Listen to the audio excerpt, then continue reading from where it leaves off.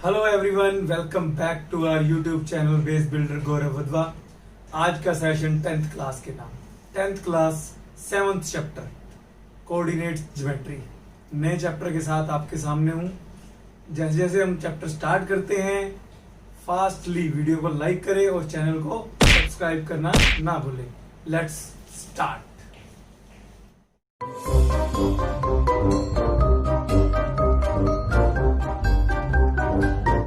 Seventh chapter coordinate geometry 9th class में भी आई थी आपकी coordinate geometry.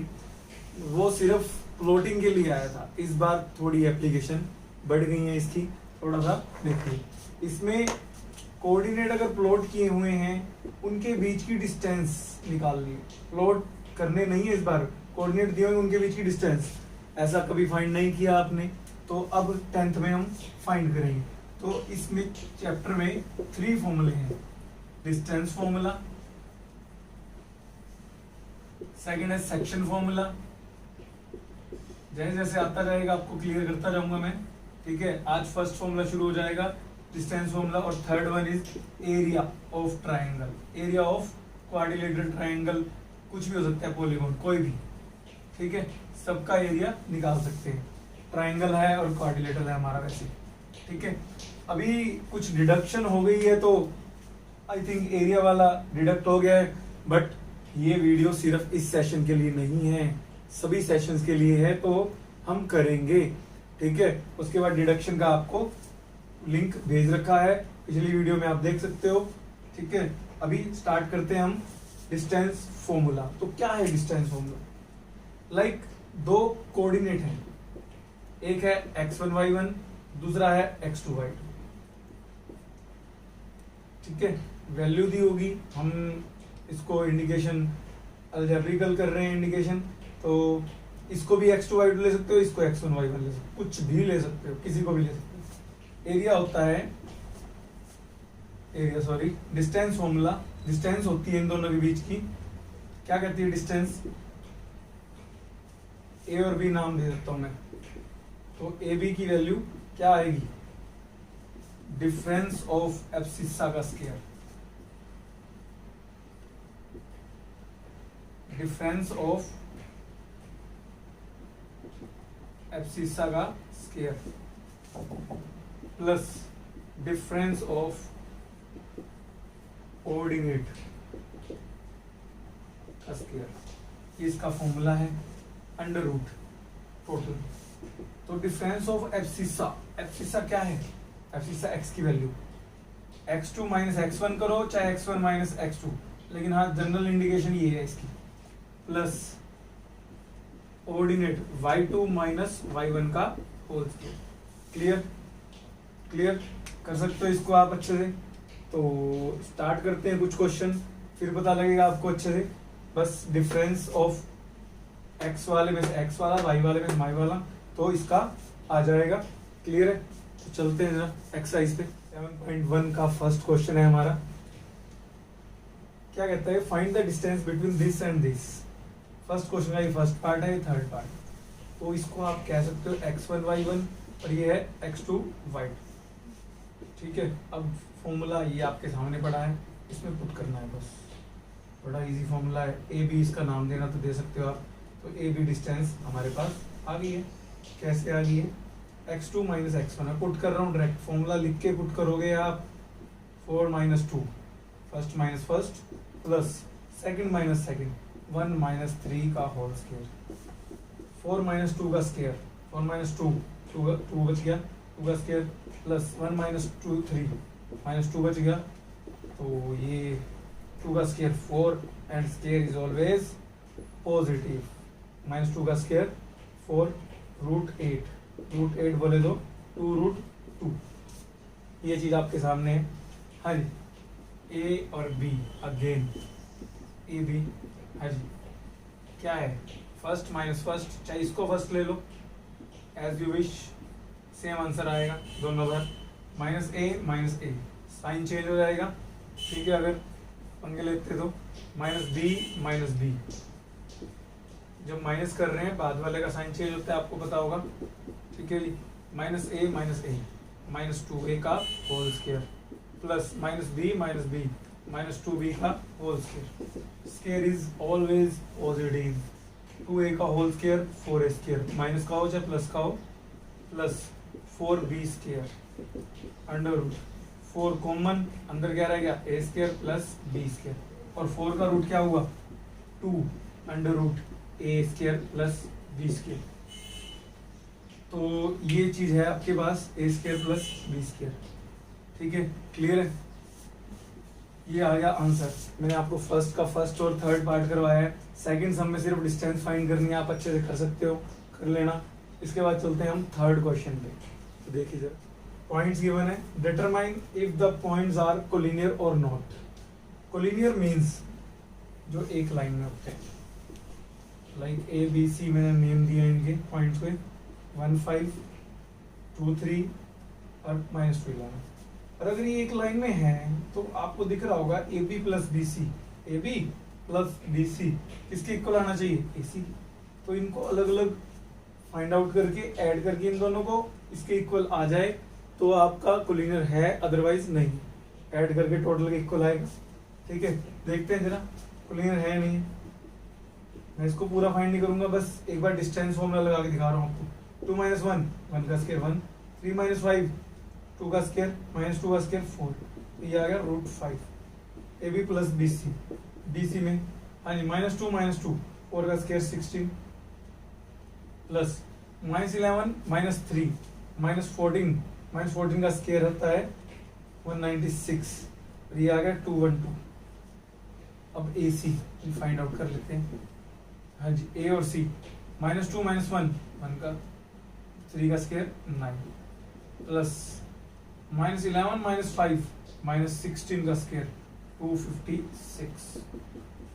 Square is always positive के साथ चल रहे हैं इनमें हम, और ये आ गया 265। अब ना तो इनका कंप्लीट रूट होता है, ना ही ये ऐड हो सकते हैं, सेम रूट वाले ऐड हो सकते हैं, अदरवाइज नहीं। तो आप इनको देख लो, चेक करके ऐड होते ही नहीं है, तो ये इक्वल का कुछ पता ही नहीं लगेगा, है ही नहीं इक्वल जब। क्लियर? तो ये था थर्ड क्वेश्चन। अभी फोर्थ क्वेश्चन के लिए कहता है ये ट्राइंगल के वर्टिसेस गिवन है आपको, ए बी सी। ट्राइंगल के बाद क्वाड्रिलेटरल भी आएगा। कहता है ये चेक करो कि ये कौन सा ट्राइंगल है। तो आपको फिर से वही ए बी फाइंड करनी पड़ेगी, बी सी फाइंड करने की, ए सी फाइंड करनी पड़ेगी। 3 साइड होगी, तो अगर 2 साइड इक्वल आ गई तो आइसोसेलेस, अगर तीनों इक्वल आ गई इक्विलेटरल। आइसोसेलेस के लिए कहा है इसने, आइसोसेलेस चेक करने। ठीक है, इसके अलावा राइट एंगल के लिए कह दे तो पाइथागोरस चेक कर सकते हो आप। बड़ी साइड का स्क्वायर छोटी साइड के स्क्वायर के सम के इक्वल होगा, छोटी साइड्स के स्क्वायर के सम के इक्वल होगा, पाइथागोरस लग जाएगी। तो राइट एंगल है। राइट आइसोसेलेस भी हो सकता है। ठीक है, इसके अलावा स्केलम तो है ही अगर तीनों साइड्स इक्वल नहीं है। तो ये फोर्थ क्वेश्चन आप चेक कर सकते हो अच्छे से, सिर्फ डिस्टेंस ही फाइंड करनी है। फर्स्ट माइनस फर्स्ट का स्क्वायर, सेकंड माइनस सेकंड का स्क्वायर, ए बी डिस्टेंस के लिए 6 - 5 का 4 + 2। अच्छा, ए बी एक बार फाइंड करूं अगर मैं, तो 6 - 5 का स्क्वायर 1 का स्क्वायर 1 प्लस 4 - -2 तो 6 का स्क्वायर हो जाएगा। ये ध्यान रखना, साइन चेंज हो जाएगा ना ये वाला, तो 36। क्लियर है? 37 आ जाएगा रूट। तो इस तरह से साइज आप निकाल सकते हो, आपको पता लग जाएगा। तो अब चलते हैं फिफ्थ क्वेश्चन की तरफ। अब आपका 7.1 का क्वेश्चन नंबर 5 क्वाड्रिलेटर में आ गए हम। In a classroom 4 friends are seated at a point A B C and D पे बैठे हैं as shown in the following figure. Graph दिख रहा होगा आपको। Champa and Chameli walk into the class and after observing for a few minutes, उन चारों को देखा कैसे बैठे हैं वो। चंपा asked चमेली, don't you think ABCD is a square? क्या वो स्क्वायर शेप में नहीं बैठे? चमेली डिसएग्री। चमेली कहते ना, नहीं बैठे। तो यूजिंग डिस्टेंस फॉर्मूला फाइंड करना है हमें which of them is correct. तो आप ए के कोऑर्डिनेट देख पा रहे हैं। ए के कोऑर्डिनेट है हमारे x वाला 3 है, a के सामने y वाला 4 है, 3 4 होगी कोऑर्डिनेट। b के कोऑर्डिनेट 6, x का 6 है और y का 7 है। c के कोऑर्डिनेट आप देख पा रहे होंगे, x का 9 है और y का 4 है। और डी के कोऑर्डिनेट 6 और 1, ये 4 कोऑर्डिनेट आपको मिल गए हैं। ठीक है, तो इसके बाद अब हमें फाइंड करना है। तो देखिए जरा कैसे फाइंड करेंगे, ए बी सी डी। पहले उससे पहले आपको एक बात बता दूं मैं,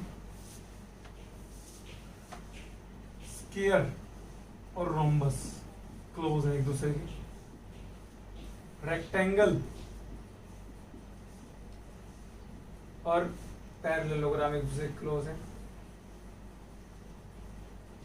ध्यान से नोट कर लीजिए इसे। अगर ऑल साइड्स इक्वल है, ऑल साइड्स इक्वल, तो स्क्वायर के करीब पहुंच गए हम। रोम्बस में भी ऑल साइड इक्वल आती है, ऑल साइड्स इक्वल। उसके बाद स्क्वायर में all diagonal equal, all diagonals भी इक्वल। इसमें डायगोनल नॉट इक्वल, ध्यान रखना ये बात, डायगोनल्स नॉट इक्वल। तो ये चीज है, अगर डायगोनल इक्वल आ गए साइड के साथ, सारी की सारी स्क्वायर है वो, ठीक है। अच्छा, अपोजिट साइड इक्वल होती है इसमें, इसका भी सेम फंडा है, अपोजिट साइड्स इक्वल। और इसमें डायगोनल इक्वल, रेक्टेंगल और स्क्वायर में डायगोनल इक्वल होते हैं, डायगोनल्स इक्वल। पैरेललोग्राम में डायगोनल नॉट इक्वल।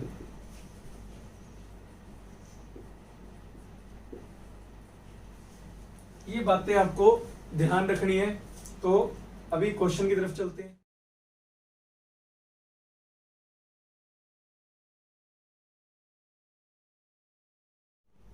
तो ये चीज आप ये अभी टेबल बनाई है, इसको अच्छे से नोट कर लीजिए।